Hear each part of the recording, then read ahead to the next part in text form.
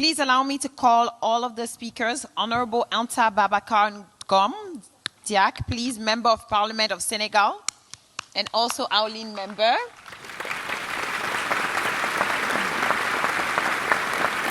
Thank you. Good afternoon, everybody, ladies and gentlemen. I'm very glad to be here today. I'm going to start with a saying from a politician named Mark Anna. He said, there are two things that are the most important in politics. The first thing is money, and the second thing, I can't even recall, I don't remember it. Let me tell you from experience what exactly he means. In 2024, I ran for presidential candidate in my country, Senegal.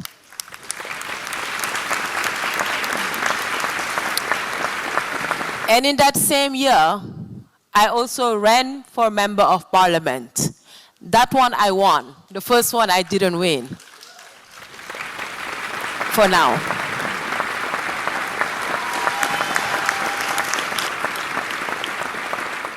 I'm a political party leader, meaning I started as a movement, turned it into a political party, because I'm part of those that believe that we need to be women political party leaders. We are not going to do it smaller than the men.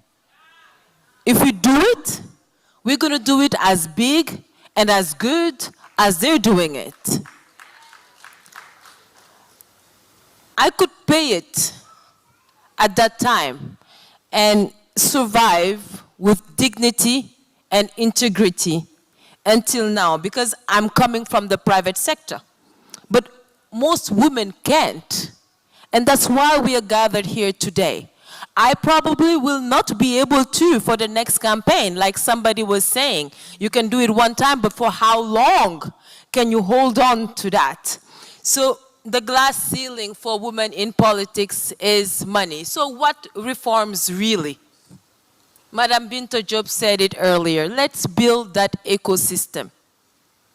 Let's build that ecosystem, because before saying or asking where we're going to find the money, let's start by making politics cost less money.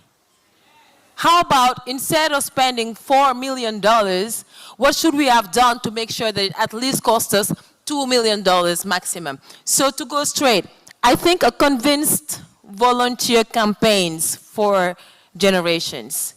When you have volunteers who believe in you and believe in your agenda, they will campaign for you for generations. A paid militant will cost you the election. So let's cut that cost down on giving money to actually people. They will not protect the votes, because the most expensive thing during the campaign is that election day. I didn't know that until that day of election day. Who will protect the votes?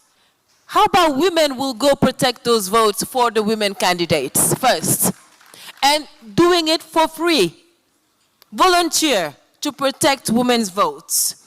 Second idea, and this one is coming from Madam Binta Job, and I think it's actually a genius idea, an official West African woman TV channel with a digital platform. I think it will cut a lot on communication cost and visibility cost, because where do we spend so much money on? Making sure that we are seen, making sure that we are heard. So how about West Africa, we unite together and have a TV channel to just portray and show and emphasize all those women candidates and sell us on the platforms, like that lady, the young lady, what she was talking about, the digital.